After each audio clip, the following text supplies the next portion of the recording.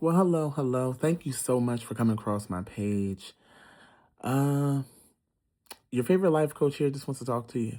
I want to talk to you about life, talk to you about where your journey is, talk to you about where you plan on seeing yourself go.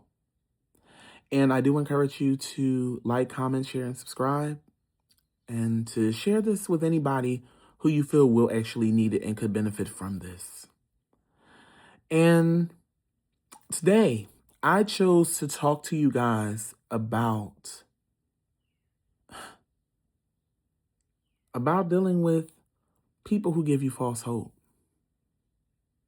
And I'm not saying that people who are people you're intimate with, talking about people who are family members, friends, all of these things, they give you all of these breadcrumbs, or they love bomb on you when they see that you're noticing a change in them, a change in how they move, a change in how they behave with you. And they're going to do everything in their power to keep you around because whether you know it or not, or probably they know it or not, a lot of times you are the most realest, honest, truest thing in their lives. And they love that about you because they know you won't lie to them. But it does not hold them accountable to no longer lie to other people. So let's talk about this a bit. These same people who we see so many great traits in, see so many wonderful qualities in, who we make excuses for in our minds, are the same people who will consistently emotionally disappoint you. You could have gone to the ends of the earth for someone. You could have sacrificed. You could have helped them out where they lacked. Even if they didn't even ask you, you offered because that is who you are. But they don't give that back to you. They move differently. They allow themselves to keep embracing this new person and this new person and this person and this person and this situation, all of these things, but not taking care of their solid and their core folks the way that they know that they should. They sometimes take care of the way that they want to because doing it the right way will require them changing their thinking and even changing their mindset and probably even admitting to themselves, I've been doing this person or these persons who were right and good to me wrong the entire time.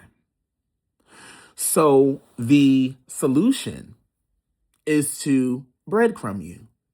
Now, if you're not familiar with that term, breadcrumbing is where they'll give you false hope or false reassurance off of something that you've seen them do, or you notice an action changed, or they'll try to mask it in saying they saw something off with you and want to make sure that you're okay. Or they'll say, well, I wasn't sure how to pursue you to me to give you your space because I know I need that for me too. Why do you have to give me space when you know me? Because when I know you, I ask you. And then I will in turn say, well, do you want me to give you some space to understand? I won't keep bombarding you because I know you have to make the best decisions for you. That's the difference. It's all in how you're being handled and how you handle them. And a lot of times they're not going to reach out because they know that you're going to tell them a truth they're not ready to hear because they know that they're wronging you. But the problem is they don't know how to course correct properly because they have never course corrected within themselves. Anything that they've done, they've made an excuse. They've justified it. They probably double talk themselves or even over talk themselves or talk themselves out of it altogether or just shifted blame, which breadcrumbing can fall under that guise of narcissism because that is what happens. Just the same thing if they try to love bomb on you. They know that they've wronged you, so, oh, well, let me get them a gift or let me mask it as I was thinking about you today, to try to show effort that they are, trying to work and trying to change. I don't need to see it in a gift because I can buy me a gift. Your actions have to show, and even in the actions showing, which they could, but then you have to also look at your actions now. Am I allowing them to perform to make them feel bad, or am I allowing them to perform because I still want them around, even though I know what they did to me that one time was not worth me?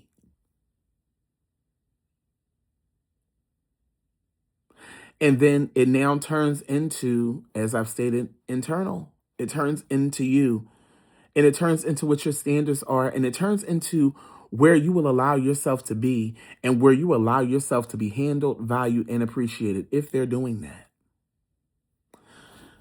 It's almost like being at the fork of a road, right? So if I go to my right, which you can see is your left, it will be okay. Same situation, different person. I've done this before. I've dealt with this before. I know how to maneuver this. I'll be fine. Now, this one to the left, you're right.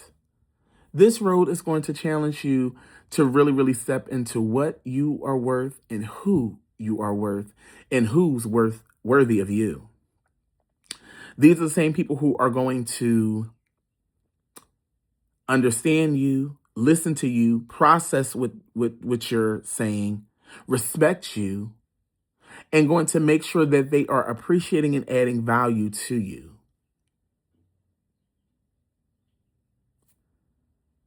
Which one would you choose right now in this moment?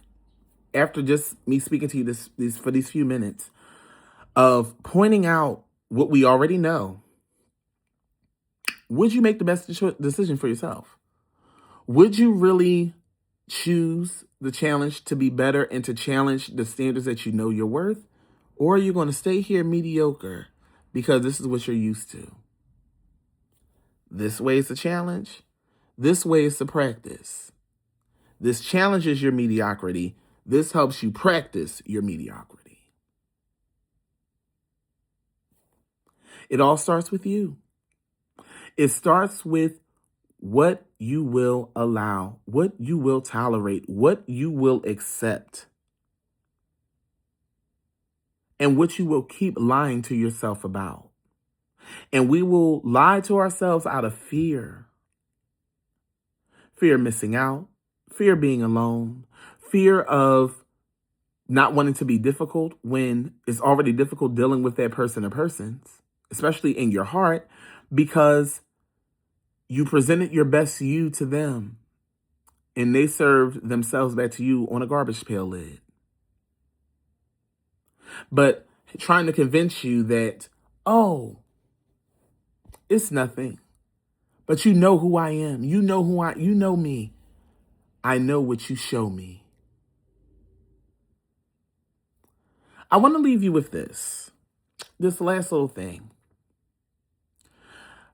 I want you to be mindful of how you're being served and where you're allowing yourself to be served. So if we can compare the two of the mediocrity versus the challenge here. Let's say the mediocrity is like that of a fast food store, right? You wait in line, that means you're waiting your turn.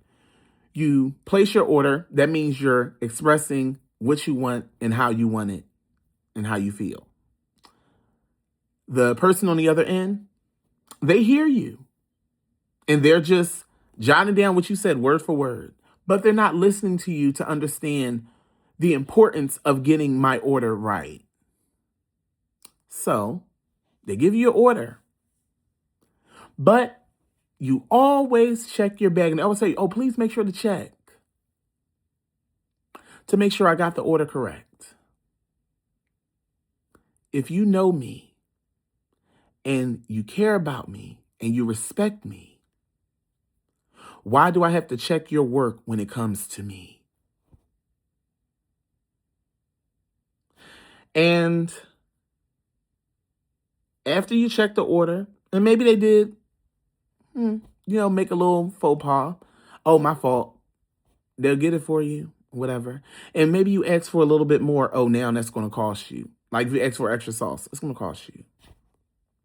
So you say, you know what? Never mind. So now you've settled, you've taken the order, you're upset, but they give you this last command. Thank you, come again. They thank you for taking their mediocre service, but they hope you come back because they know you're going to come back. Now, the challenge could be that of you going to 5-star restaurant, beautiful, wonderful ambiance. They have standards that they hold themselves to, right?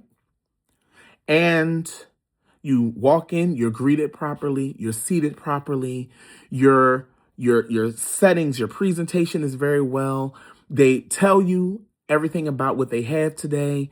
They're completely transparent, they're open, and they're giving you full eye contact because they want to make sure that you are having the experience they know you deserve. You place your order. They double check your order properly and meticulously to make sure there's no food allergies, there's nothing going on. They bring you your meal. Your meal's perfect. Experience perfect. Everything great. And they ask you at the end of the meal, well, we're doing a review. I would encourage you and hope to hear how your experience was of the restaurant.